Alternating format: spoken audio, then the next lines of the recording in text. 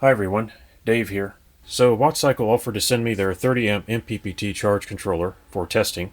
I'm not accepting any commissions for this review, and I don't get paid if you buy one, so I'm just going to take a look at this thing and see if it's any good.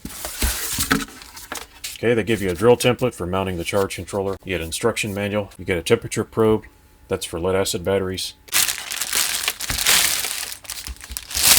Alright, so there's the charge controller itself. It's much bigger than what I thought it would be. Pretty big display. It's got 4 buttons. You have your solar input, battery input, load terminals for load switching. You could use this for like a security light at night or something like that. Temperature probe connects here, and it's also got RS-485. I must say it's quite heavy and has a lot of metal on it. I can see the screws where the FETs inside the charge controller attach. The heatsink is impressive. So a passively cooled charge controller will need a heatsink, and it looks like they've got that covered. I've temporarily connected a battery to this thing with some wires, and I just want to boot it up and see what happens. So right away it recognizes a 12-volt system, which is correct. And I have not read the manual. I'm just going to press the gear icon, which is settings, I assume. Okay, you have to hold it down for a second, and then you change it to... So that would be user settings, so that would be for advanced users. Lithium ion. Okay, I spent about 5 minutes fooling around with the buttons on here. So the user one, or USE, means you can change it to whatever you want. You can use whatever voltages you want or anything like that. It also has lithium ion. It has gel. SEL is referring to sealed lead acid batteries. Then you have flooded lead acid, and back to user. So in order to set it to lithium ion, you hold the gear key. Use the up and down arrow key to select which profile you want to use. So if you want to use lithium ion, you just hold the gear key down. Now in the manual, they do show you how the menu systems work. It's all clearly printed here. It just takes a while to study and understand it. They give you a good manual with all the screens that the system has. So they put quite a bit of effort into their manual here. They give you all the error codes, and I appreciate that. For this test, I'm going to be using the user or custom settings. I'm going to set my own voltage settings. If you're going to be using a charge controller to charge lithium-ion batteries, you do need to know how to program it and how to get all of the correct voltage set points in there. By default, the lithium-ion mode has settings in it, which I don't use for my own batteries, but many people use for their batteries. So these are kind of like default settings. I would recommend using advanced settings and set the voltage points yourself. Now that I've set my voltage set points in this charge controller, I'm going to use it to charge a battery. It has a max open circuit voltage for the solar panels of 100 volts. Okay, here's my test setup. I've got the 30 amp MPPT on a board here temporarily. And we have some cables that I found that are going over to the battery bank. I have 1400 to 1600 amp hours of lithium iron phosphate batteries. This is a 12-volt system. And there's a lot of cables going on here because I use this for research and testing, and so it's kind of confusing. Basically, the negative goes over from the charge controller over to the negative battery terminal through another wire that comes down here in the back. And then we have the positive, which is coming over here to a circuit breaker. And that's being measured through my shunt here to measure the current going in and out of the battery. There's my battery voltage. There's the power going in or out. On the floor here, I'm running an electric heater, which is powered by that inverter. And that's going to pull about 300 watts out of the batteries, something like that. That way, this charge controller is going to get a real workout. I have connected the positive and negative cables from the 1200 watts of solar panels outside my solar workshop to the positive and negative PV input terminals on the charge controller. The default display screen is actually just going to show the battery voltage, and that's what it's doing now. If you press the arrow down key, it will show the solar panel array voltage, and you can see it's up in the high 60s. Actually, I would expect it to be lower than that, so I'll need to watch this a little bit longer. The charge controller is stated to be 30 amps, and yet down here it says max charge current 40 amps, so I don't know if that's a typo or what's going on there. In any case, if you keep pushing the button, you will eventually see the number of amps going into the battery. And you can see it's staying right around 30 amps. So to me, that looks like it's regulating at 30 amps. And I'm pretty sure my solar panels can do a lot more than that.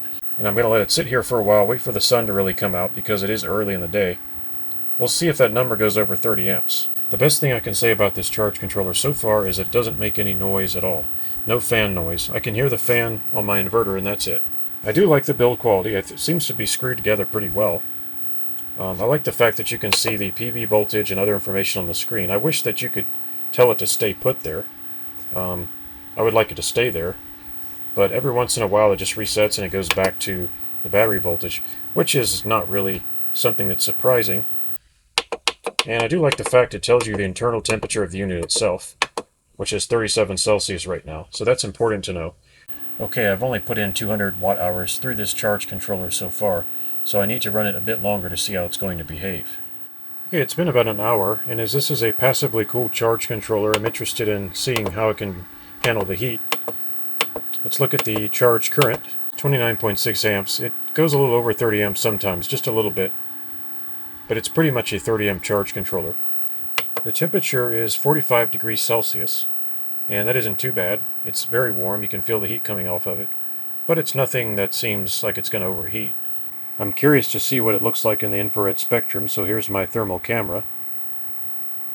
And you can see where all the hot spots are. In fact, you can almost make out some of the components. 47 Celsius, something like that. On that heatsink there, I think it's about 47 Celsius. Looks like we're up to about 49 degrees Celsius on the heatsink, on the black fins part. Okay, it's the end of the day and I've put in 1.47 kilowatt hours. It's been a really bad day today for solar. The sun is in and out, so I'm just going to continue the testing tomorrow, and then I'll let you know what I think about this charge controller. Okay, it's the end of the next day of testing, and I've put about 2 kilowatt hours through this charge controller. I can feel the heat coming off of it. The heatsink is about 52 Celsius, and let's change it to Fahrenheit real quick. 126 degrees on the heatsink on the back, and 68 degrees ambient inside the room. Pretty hot. However, it's not stopping it from working. It still works. 47 Celsius on the internal. So that doesn't quite match what I'm seeing on the heatsink, but I'm not terribly worried about it. I know if I mounted this in a vertical position the way it's supposed to be, there'd be a little bit better cooling because of the convection effect. So I haven't seen it really go over 30 amps, not by much, so I think the build quality is pretty solid.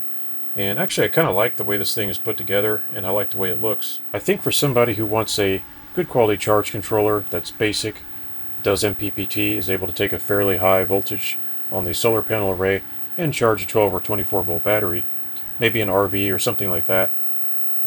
This is a good choice.